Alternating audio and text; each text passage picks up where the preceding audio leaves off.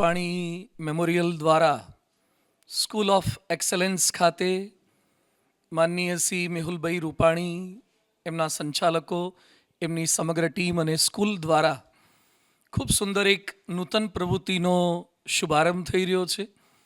વિજયભાઈ, જેઓના મનની અંદર હંમેશા સેવા, સદભાવના, સંસ્કાર, સમર્પણ અને દેશભક્તિ વસેલી હતી, એ વિજયભાઈના સંકલ્પો, સદ્ગુણો હજારો લોકો સુધી પહોંચે, અનેક રીતે મદદરૂપ થઈ શકે એવી અનેકવિધ પ્રવૃત્તિ આ વિજય રૂપાણી મેમોરિયલ દ્વારા થવાની છે. પરંતુ એના ભાગ સ્વરૂપે પેરેન્ટિંગની એક્ટિવિટી, જેમાં સંત સભા, સંતોના યોગથી જે રીતે વશિષ્ઠ ઋષિ રામ લક્ષ્મણને તાલીમ આપતા હતા, જે રીતે સાંદીપની કૃષ્ણ પરમાત્માને તાલીમ આપતા હતા, જે રીતે સમર્થ સ્વામી રામદાસ છત્રપતિ શિવાજી મહારાજને તાલીમ આપતા હતા, એ રીતે સંતો દ્વારા, ગુરુઓ દ્વારા જ માતા પિતા અને વિદ્યાર્થીઓનું ઘડતર કેમ થાય, એવી અદ્ભુત કવાયત આજથી શરૂ થવા માટે જઈ રહી છે. School of excellence, it's a total new concept in the education field, કે જેમાં બહુ જ ઓછા પુસ્તકો સાથે સાચા અર્થમાં કેળવણી આપવાનો એક નવતર પ્રયાસ થઈ રહ્યો છે. સો ખૂબ ખૂબ અભિનંદન સ્કૂલ ઓફ એક્સેલન્સને છે. વિજય રૂપાણી મેમોરિયલ દ્વારા થનારી તમામ પ્રવૃત્તિઓ બાળકોના, યુવાનોના, વડીલોના અને રાષ્ટ્રના હિતમાં થાય. આ ટ્રસ્ટ દ્વારા ભારત વિશ્વગુરુ બને એવા નાગરિકોનું નિર્માણ થાય, ખરા અર્થમાં દેશભક્તોનું નિર્માણ થાય, એ જ ભગવાનના ચરણોમાં પ્રાર્થના કરીએ છીએ. આવા સુંદર આયોજન બદલ, શાશ્વત આયોજન બદલ અને રાષ્ટ્ર નિર્માણની દિશામાં એક કદમ સોલિડ લેવા બદલ મેહુલભાઈ રૂપાણીને, સમગ્ર પરિવારજનોને ખૂબ ખૂબ અભિનંદન. અત્યારે બદલાતા જમાના પ્રમાણે વિચારધારા બદલાઈ, વસ્તુ બદલાઈ, વેશભૂષા બદલાઈ, ખોરાક બદલાઈ ગયો છે. એટલે નવી જનરેશનમાં માતા પિતા બંને કમાવા લાગ્યા છે. કમાઈ તો જ પૂરું થાય એવું ક્યાંક બને છે. સમય નથી. ક્યાંક સમય આપે તો સંતાન એડવાન્સ છે, એઆઈના જમાનામાં ઉછર્યો છે, એટલે એને સમજાવવાની તાકાત, કેપેસિટી મા બાપમાં નથી.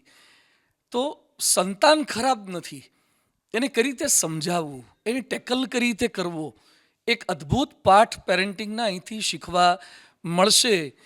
તો એક સંતાનો અને વાલીઓ વચ્ચે જે જનરેશન ગેપ છે, એને દૂર કરવાનો પ્રયાસ આ પેરેન્ટિંગ દ્વારા, સંત સભા દ્વારા થશે. આજે વિજય રૂપાણી મેમોરિયલ દ્વારા સંત સભાનું જે આયોજન થઈ રહ્યું છે, એની થોડી વિગતો મને અહીંયા આવીને જાણવા મળી.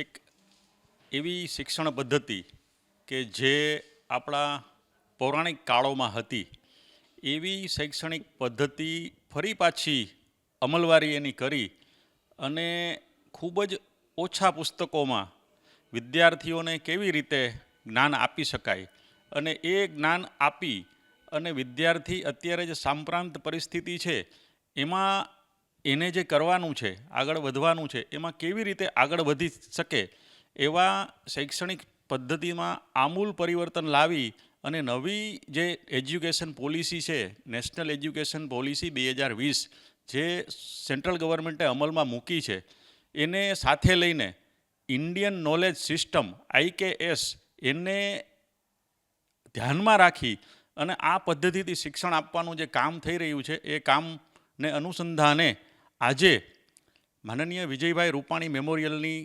શરૂઆતમાં સંત સભાનું આયોજન થઈ રહ્યું છે.